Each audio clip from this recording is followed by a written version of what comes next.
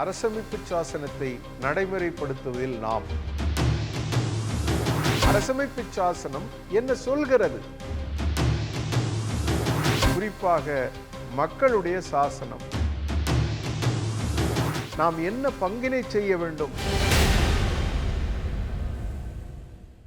பொதுவாக அரசமைப்பு சாசனம் என்று சொன்னால் நம் நாட்டில் அது யாருக்கான சாசனமோ, அது நீதிமன்றத்தில் இருக்கக்கூடிய நீதிபதிகளுக்கான சாசனம், வழக்கறிஞர்களுக்கான சாசனம் என்றுதான் நாம் கருதுவது உண்டு.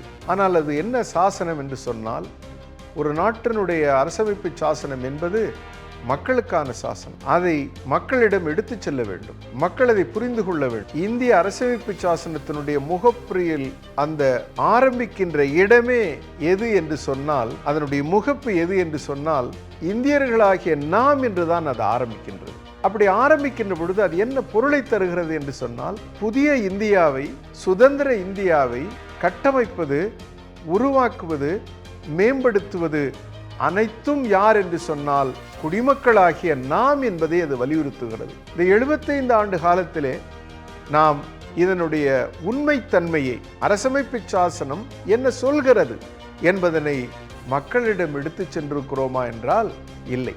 அதனுடைய விளைவுதான் இன்றைக்கு அனைவரும் என்ன யோசிக்கின்றார்கள் என்று சொன்னால், இந்த அரசமைப்பு சாசனம் என்பது அரசாங்கத்திற்கானது, நீதிமன்றத்திற்கானது, அதிகாரிகளுக்கானது, நமக்கானது அல்ல என்று நினைக்கிறார்கள்.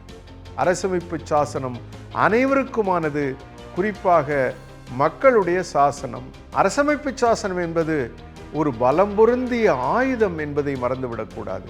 பலம் பொருந்திய வாய்ப்பு, நம்மை பாதுகாத்துக் கொள்வதற்கு, நம்மை மேம்படுத்திக் கொள்வதற்கு, அரசை வேலை வாங்குவதற்கு, அரசை கேள்வி கேட்பதற்கு அத்தனையும் பொதிந்த சத்துள்ள ஆயுதம். அது பலம் பொருந்திய ஆயுதம்.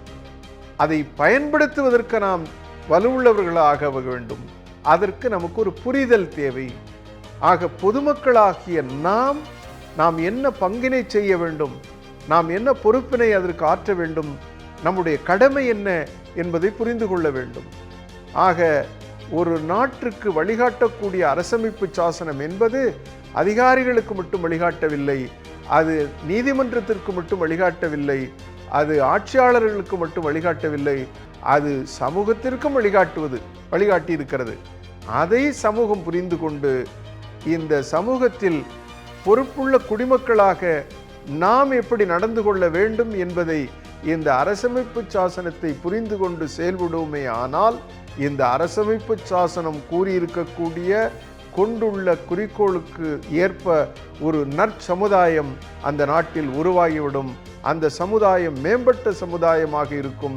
அதுதான் உலகிற்கு வழிகாட்டக்கூடிய சமுதாயமாக இருக்கும் என்பதனை புரிந்து நாம் செயல்பட வேண்டும்.